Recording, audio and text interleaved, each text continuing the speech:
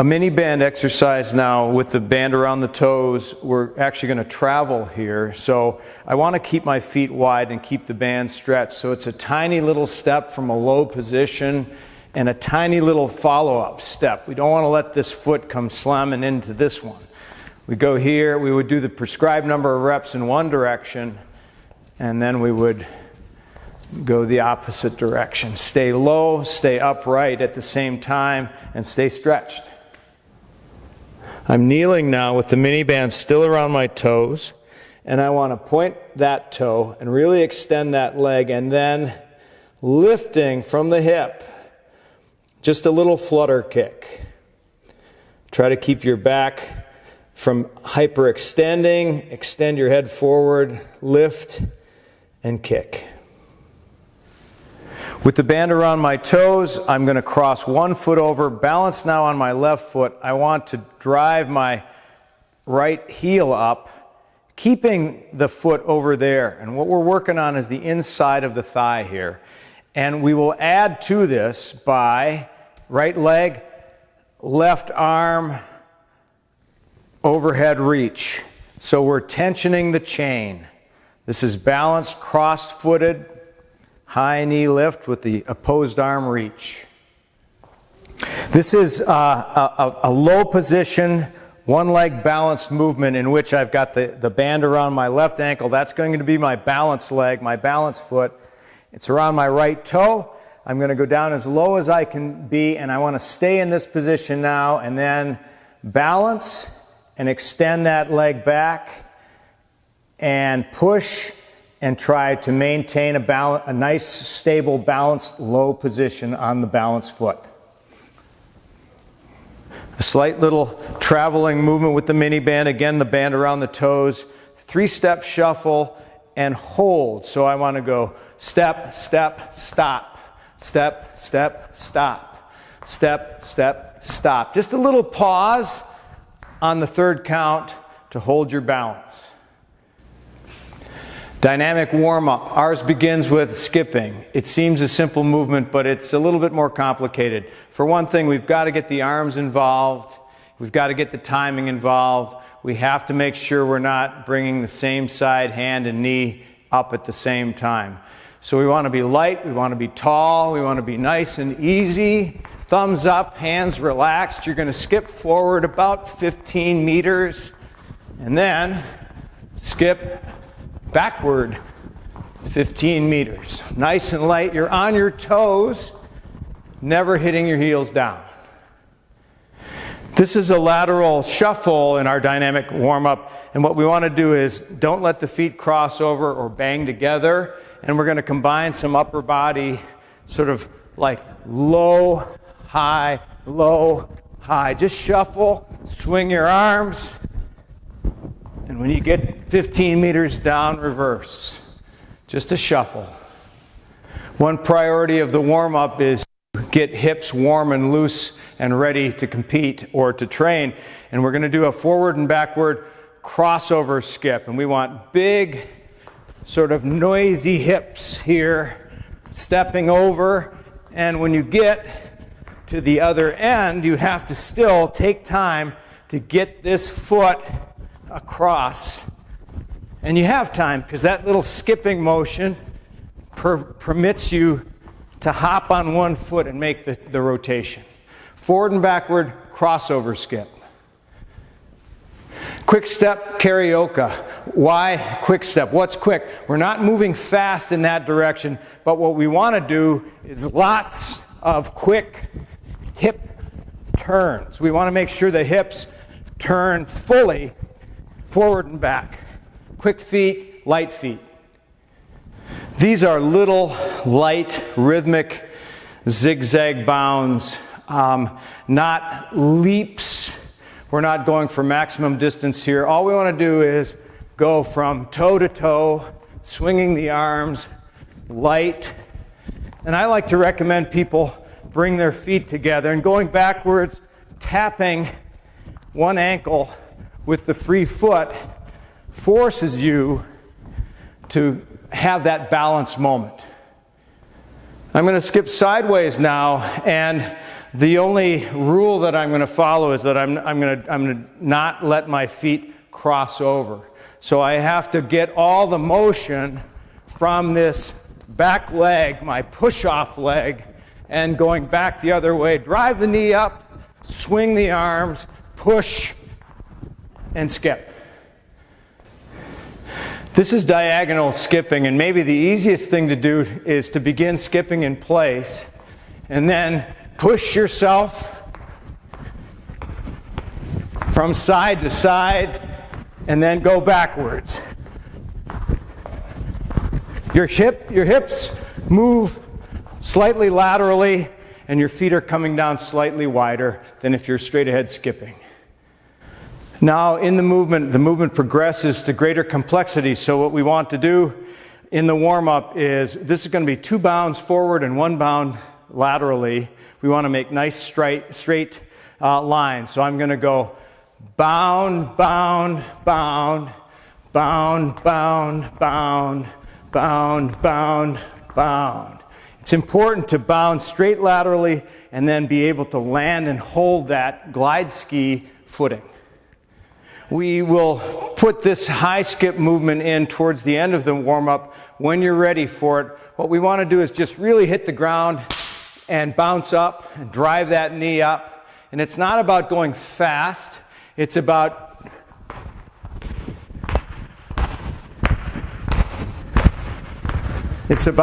trying to get some hang time in the air. Here's a movement puzzle. I'm going to laterally bound to the right, hop back to the inside or to the left, and then repeat the other way. So I'm going to bound right, hop back, bound, hop, bound, hop, bound, hop, bound. Here's a fun one.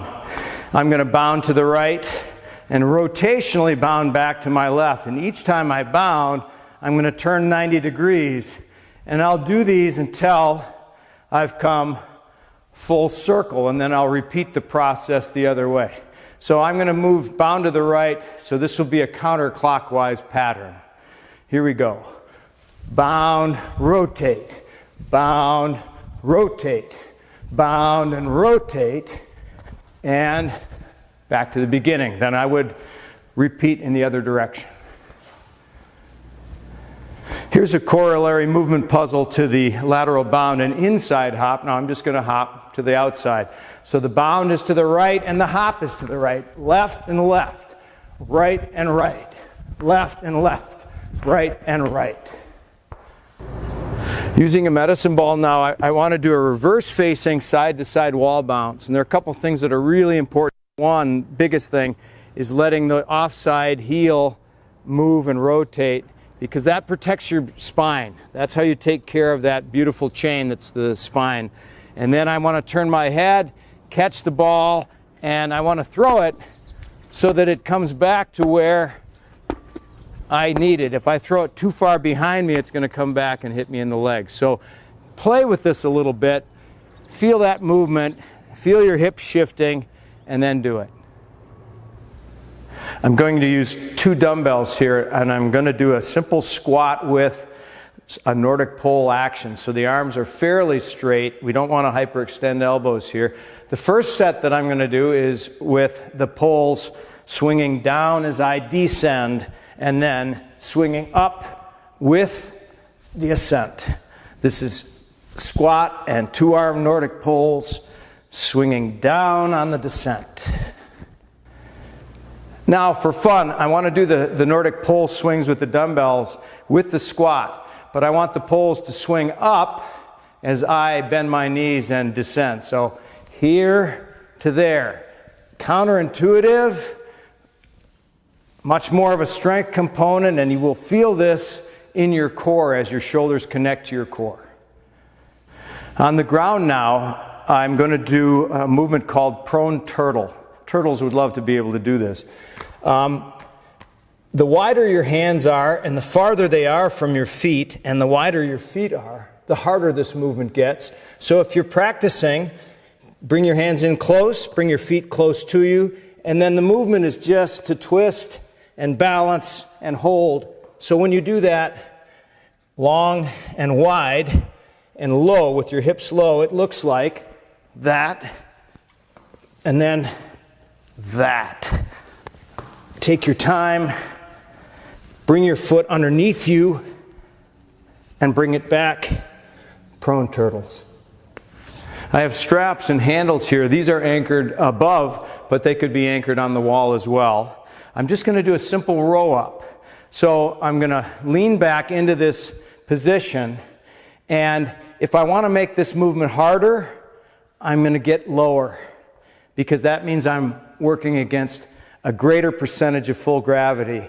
If I get tired or that's too hard for me, all I have to do is back up a few inches and it becomes doable. So it's a very scalable movement. And what you want to do is make sure you're controlling the descent so that you're not banging into the end point.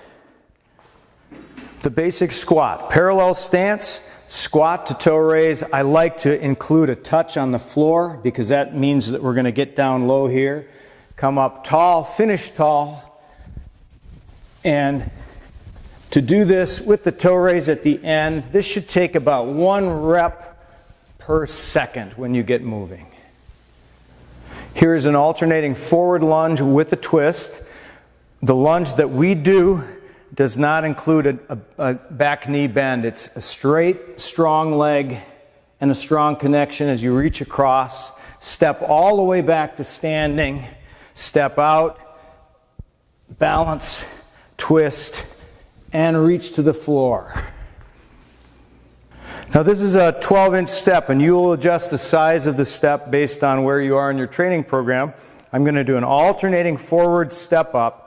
And what I want to do here is put my full foot on the box, jump up as high as I can, change feet in the air, and barely touch ground here. I don't want a lot of weight on the back foot. So we're here, and alternating forward step up. A basic jump squat with a floor touch to emphasize that we want to squat to touch the floor rather than bend to touch the floor. Jump up and land as softly as you can manage. So, touch, jump, and listen to your feet. You don't want to hear that. Our second leg circuit begins with a squat done from a staggered stance. And the stagger means that your heel and toe are roughly aligned. We don't want to be in that. That would be a split stance. We want to go staggered stance. We want to be tall at the finish and the beginning. So we're going to go down, touch the floor. The back heel can come up. Come on up and press your toe up so that you get your shoulders high and your head high. And then at the halfway point, we switch and do the other reps from the reverse stagger. Here is a lateral lunge with a twist. And there's an important knee protection instruction here. When I lunge this way, if I don't think about this foot, it's going to want to do that. That puts my knee at risk. We don't want that to happen. We want to have that foot flat. So think about keeping your ski flat on the snow. And then I'll reach out here, push back, reach out, reach across. This is lateral lunge twist. And the push-off foot stays flat and engaged, and this leg straightens. I will use the step now, and I'll do a non-alternating step up. And this is really about balance and control. So what I want to do is, from a tall posture, I want to step up and drive that knee up, and then barely touch that toe to the floor. No weight on that back toe, and drive that knee up, toe up. Do all the reps prescribed for one set and then switch and go to the other foot. And finishing leg circuit number 2, we're going to do a lateral bound with an offside reach and touch. So we get a bunch of this rotational movement in there. So it looks like this. I'm going to bound here, touch there, bound there, touch there. The important part is landing the bound and supporting the balance through the transition. A supine movement, we call this dying bug, alternating dying bug. Palms are flat on the floor because you want to use this palm to help this arm come up and touch that toe. And then the other one. A couple of things to keep in mind. We don't want to bring the heels back to the ground with a clunk. Don't want to hear them at all. So make sure that you're settling that foot softly to the floor. And if you want to really turn this movement up, you could try to do it without putting the heel down at all. But you want to bring your upper body and your lower body into position where you can touch your shoe. Using 2 dumbbells again, a rotational press. I'm going to twist and press, and here again, because I'm twisting, that foot on the back side has to release the heel to protect the back. Rotational overhead press. This is a side position lengthening movement. What I want to do is lengthen the base leg. In this case, it's my left. I want to take my right leg and bend it, grab the toe, bring the knee back down so that they're parallel, the 2 legs. And the first thing I want to do is gently pull that heel towards my butt. It doesn't matter if you get there or not. The movement, the real active movement to begin with, is to lengthen this leg as though you're trying to touch your ankle with that knee. You won't get there, but we want you to feel that length along the front side. And if you get comfortable there, extending and staying, then you can also sort of extend that knee backward a little bit and then ease off. And you will feel a nice long stretch that happens in the fascia along the front side of the hips. And here from a supine position, a really nice one for hips. Keep the shoulders down as your anchor points. Point your heels rather than your toes on this, so you start to feel all kinds of stuff lengthening in the fascia behind your knee. And what I'm going to do is roll my hips over, keeping that shoulder down, pointing the heels, extending both legs, and then swinging up gently towards my arm. And then I go the other way. Bring that hip all the way over. Keep your knees from bending. You have to pay attention to what that leg is doing because it's going to want to bend at the knee, and so is the one on the ground. This is supine, hip rolls, pointing your heels. Keep your shoulders down. Now here's a great stretch for upper shoulders and lower neck. It's especially effective if you've been using your computer all day or double polling, because this is where stress tends to sit. I'm going to sit, pull my right foot up to about 90-degree angle at the knee, reach my right arm down along the inside, and keeping that knee pretty much straight up and down rather than letting it come out. I'm in this position. This is my anchor hand. What I want to do now is simultaneously push my heel away, this heel, and I've got the ball there to show you that when I do this movement, that ball should move. And I want to grab here, lift my shoulder, and pull back. So the movement is that. This is a seated one-hand grab and lean away. This is a prone position, straight leg hip roll. Again, the emphasis is on lengthening the kinetic chain always. So even the leg that isn't actually doing the swing is got to be lengthening and getting longer, and you want to feel that. So I'm pointing my toes, I'm going to roll my hip over, and then really extend that leg as far back as I can, like I'm trying to touch the far wall. And then I'm going to go the other way. Take your time, really extend, feel both legs lengthening as you do this. You'll get a very, very pleasant stretch. Supine position again. This is a figure 4, and we can do it a couple of ways. If you really are tight in the hips and you don't have good external rotation here, this is a good movement to try, but you might want to do it just by crossing your foot onto your knee. And if that's even too intense for you, you can bring this shin bone a little bit along your femur here. But I want to go here. I want to let my head rest back and gently push to externally rotate this femur at the hip. And if that feels good, and I think it will for a lot of you, then you can progress to straightening the leg, pushing on the knee, and pulling on this leg. So you're bracing here and pulling everything toward you, and you can pull and release and pull and release, and just do this until you feel that fascia along the side expanding. This is a double bent knee extend. It's a nice one for your hips. I'm crossing the bottom side over the top, and I'm using the med ball here because the action is subtle, but what I want to do is I want to push that ball away. I want to extend that knee and push that knee down simultaneously. So the action is this knee lengthening, this leg forcing that knee toward the floor, and the shoulders stay down. So everything along here gets expanded. Supine now. I'm going to lengthen my right leg, lengthen my left arm, and then bring my left knee up to about 90 degrees and reach to the outside. And now gently, carefully, slowly, I'm going to roll on that hip while I reach, while I extend, and bring that knee as comfortably and as closely to the floor as I can.